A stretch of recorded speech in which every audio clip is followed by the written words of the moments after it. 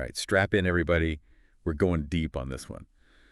The Monkey King, Sun Wukong. I mean, everybody knows the journey to the West, right? Right. But the stuff that happened before that, the origin story, Yeah. that's the good stuff. That's the untold story. That's where it gets really interesting. Yeah. So, I mean, just to start off, like a stone monkey. Right. Born from a stone. Right. Not from monkey parents. Yeah. And not just any stone. No, no, no. The mountain of flowers and fruit. This magical mountain, which for people who don't know is like steeped in ancient Chinese mythology. That's right. It's supposed to be like this place where this nexus of heaven and earth meet. Heaven and earth energy, absolutely. So this stone is infused with all this celestial energy, which makes, from the very beginning, his birth kind of crazy. From the very beginning, he's extraordinary, right? He's immediately different. And he's already like a leader from the start, too. Right? Yeah, he's this playful trickster leading his monkey troop, testing his limits. Like even as a little kid, as a little monkey. Yeah. He swims behind a waterfall to discover this hidden cave. Which is a test of courage, right? And he earns the title of king just by doing this. Okay, so he's king of the monkeys. Yeah, but then he's confronted with mortality. Right. Death. Right, like an elder monkey dies. The elder in the group dies. Yeah, and this really freaks him out. It shakes him to his core. So it's not enough to be king. Right. He wants to live forever. That fear of death, that yearning for immortality, becomes a central driver for all of his actions. It pushes him to quest for knowledge, for power, and really, it's what transforms him from just this playful trickster into a legend. So he's got to find someone to teach him how to not die. Yeah. So he goes on this quest. Goes on a search for a master, absolutely. Across mountains and seas, right. Until he finds the elusive Puchizushi. Puchizushi, a sage who's living a secluded life.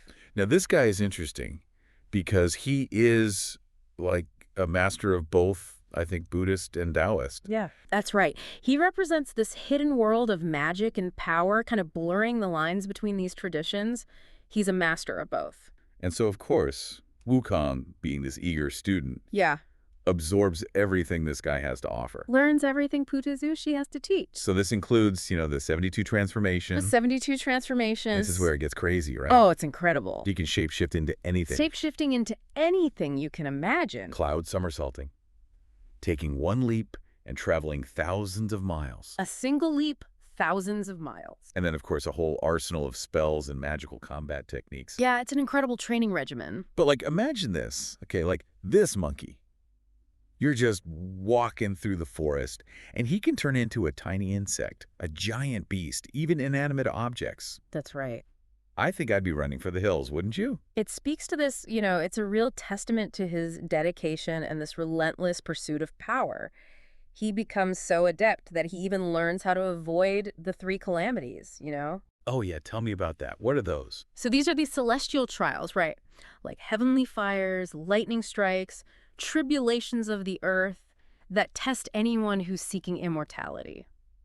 So to overcome them, you really got to be, powerful. You have to have an incredible amount of resilience, an incredible amount of power to overcome these. But even with all this training, all this power, he gets a little, I don't know, overconfident. A little overconfident, a little too eager to show off, and that...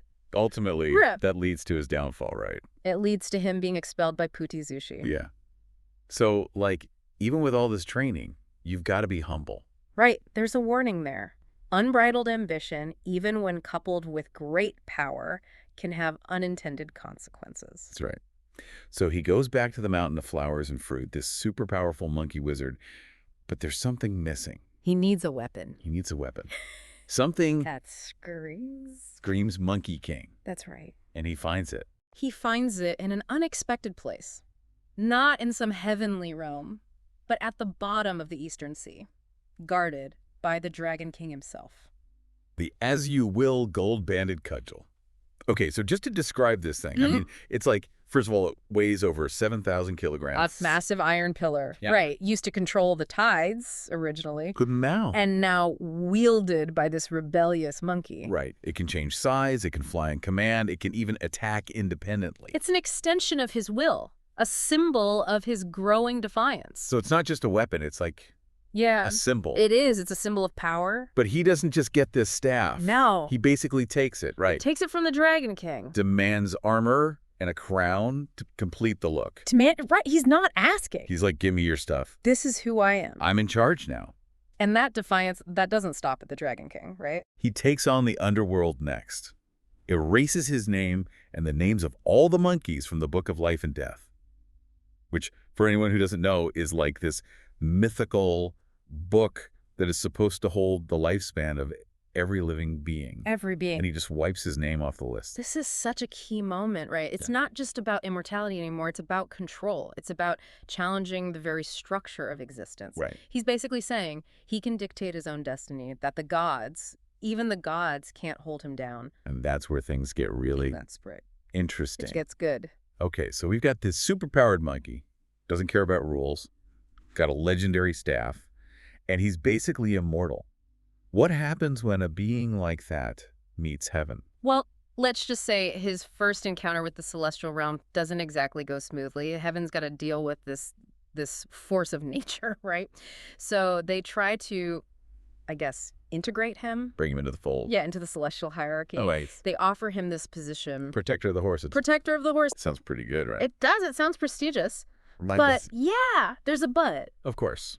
The reality is it's a pretty menial position, basically a glorified stable hand. So they thought a title. They thought a fancy title Yeah. would appease this ambitious monkey. Right? This is a monkey who's like, conquered death, tricked the Dragon King, and they're like, here, take care of the horses. Right, exactly. How do you think he reacts to that? Not well. He sees right through it, right? He realizes heaven is trying to control him, diminish his power. It's a blow to his ego. Yeah, so not happy. Not happy at all. So what does he do? He does what any self-respecting, superpowered monkey would do.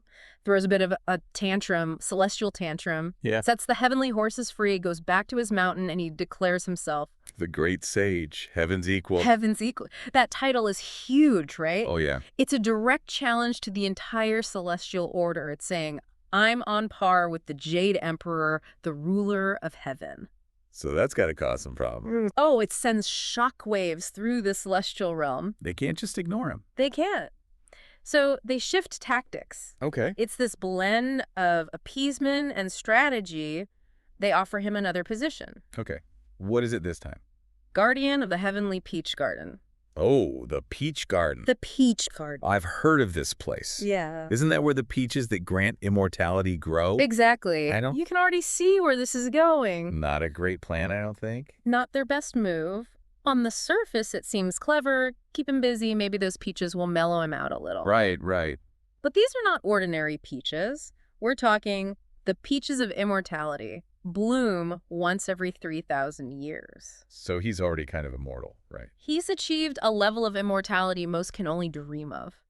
But these peaches, they're next level. Eternal life, enhanced strength, divine radiance. Okay, so does he just, like, try a couple? He devours them. Of course he does. As many as he can.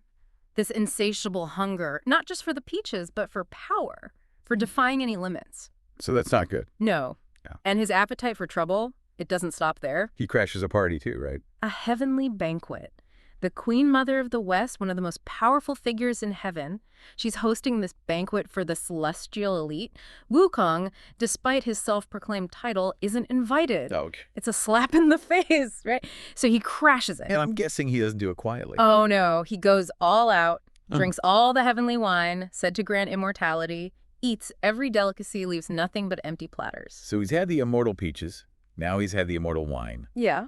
What else is there? Then, as if that wasn't enough, he stumbles upon Laozi's alchemy lab. Laozi. That's like the founder of Taoism. The OG Taoist sage supposedly achieved immortality, rode off on a water buffalo. Right. Yeah.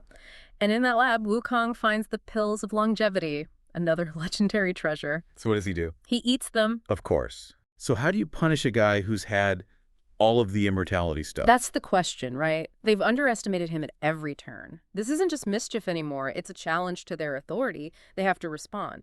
But how do you subdue someone who's basically indestructible? So they send in the army, right? They mobilize everything. 100,000 celestial warriors, powerful gods and goddesses, all these magical weapons, all to take down Sun Wukong. 100,000 warriors versus one monkey? That's got to be an epic battle. A clash of titans. It shakes the very foundations of heaven. Imagine a whirlwind of chaos and power.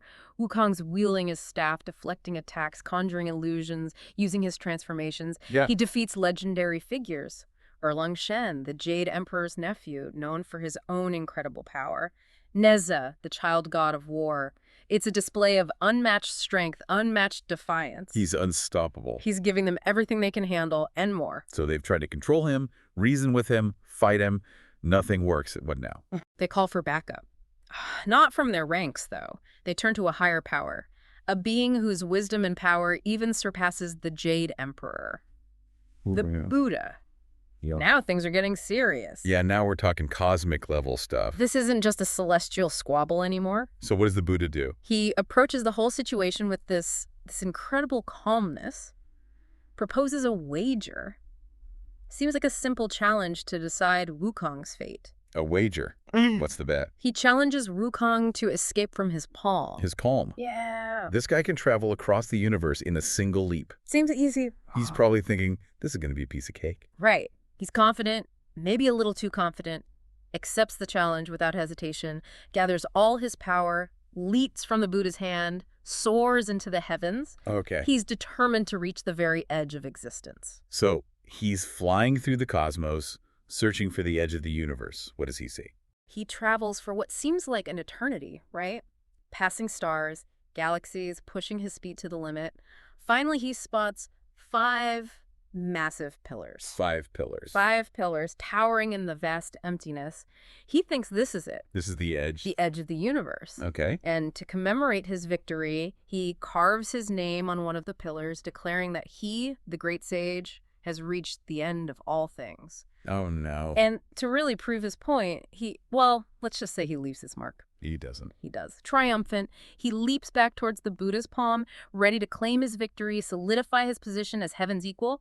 But as he lands, a chilling realization washes over him. Tell me he didn't just make a mistake. Those 5 pillars, marking the supposed edge of existence, they weren't what he thought they were. What were they? The Buddha's fingers. Wait.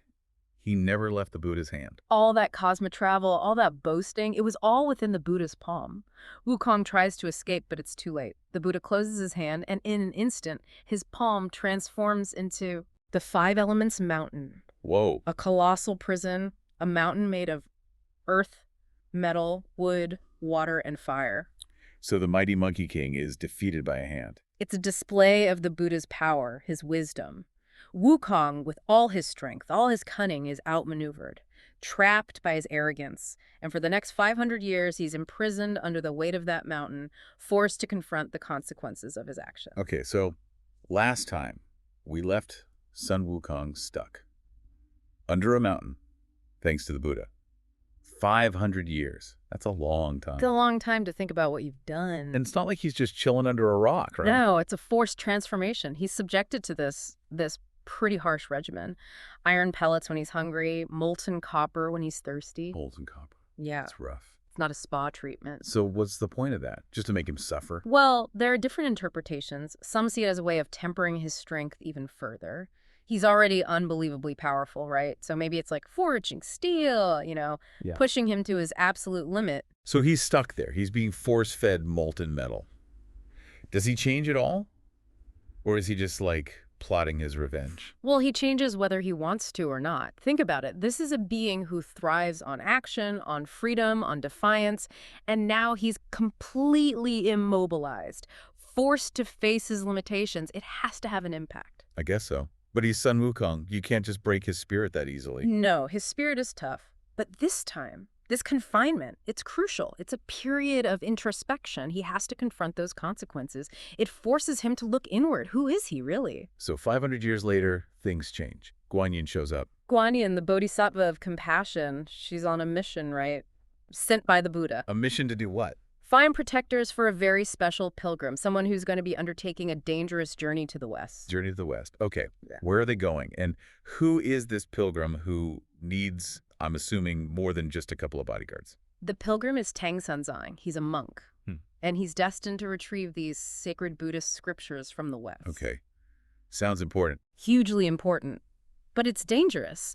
Tang Sanzang, he's spiritually gifted, But he's not a warrior. He's going to need some powerful allies to face what's out there. Okay, so it's like a quest, right? With demons and monsters and all that. Seems like a job for, I don't know, a superpowered monkey. Exactly. But how do you convince someone who once declared himself heaven's equal to become a bodyguard for a monk? Yeah, good point. Guan Yin, she sees the potential in Wukong, his strength, his skills, even his unique personality. But she also knows he needs to be controlled, so she offers him a deal, freedom, in exchange for protecting Tang Sanzang on this journey. So he gets to be free, but he has to be a bodyguard. I feel like there's got to be a catch. Oh, there's definitely a catch. A magical headband goes on Wukong's head, can't be removed. And if Tang Sanzang chants a certain sutra, well, let's just say it causes Wukong a lot of pain, even with his, iron and copper constitution. So it's freedom, but with a built-in, I don't know what you'd call that, a headache. Yeah, a headache. What does he do? He accepts. Maybe he's learned a little humility after 500 years under a mountain. Or maybe freedom, even with strings attached, is too good to pass up. So heaven's equal becomes a heavenly chaperone. Right. And that's how Journey to the West begins. So this journey to the West, is it just a long walk, or are we talking epic battles here? No, it's Journey to the West. It's a trial by fire. Demons, monsters, treacherous landscapes. And they all want to eat Tang Sanzang. Eat him. Why? They believe his flesh will grant them immortality. Oh, wow. So does Wukong get to use all his powers again? I bet those demons had no idea what they were in for. He definitely gets to put those skills to the test. The 72 transformations, the staff, centuries of combat experience, it all comes in handy. But this time it's not about him. It's about protecting Tang Sanzang, making sure the mission succeeds. So he goes from fighting heaven to basically doing heaven's errand. What a change. It's a journey of self-discovery. He learns from Tang Sanzang's compassion. He learns from his fellow disciples, too. Zhu Baji, a pig demon, kind of a glutton, and Sha Wujing, a water demon, trying to redeem himself. A monkey, a pig demon, and a water demon on a quest. That's something. So they actually managed to work together. They're an unlikely team. Each with their own strengths and weaknesses. They learn to rely on each other, become a kind of dysfunctional but loyal family. And through it all, Wukong keeps changing. Learns patience, strategy, even compassion. Compassion. For the monkey who challenged heaven, that's pretty impressive. It really is. It shows how powerful experience can be, learning from your mistakes. After 81 tribulations, that's a lot. They finally reach the West, they get the scriptures, return to the East, changed by what they've been through. So what happens to Sun Wukong? Does he go back to, causing trouble? His journey ends with a huge transformation. He achieves Buddhahood, becomes the victorious fighting Buddha. It's a recognition of his growth, from defiance to enlightenment, from selfish ambition to selfless service. Wow. So what can we take away from all this? From this deep dive into Sun Wukong before the journey? Seems like more than just a cool adventure story. It's a reminder that even the most rebellious spirit can find redemption.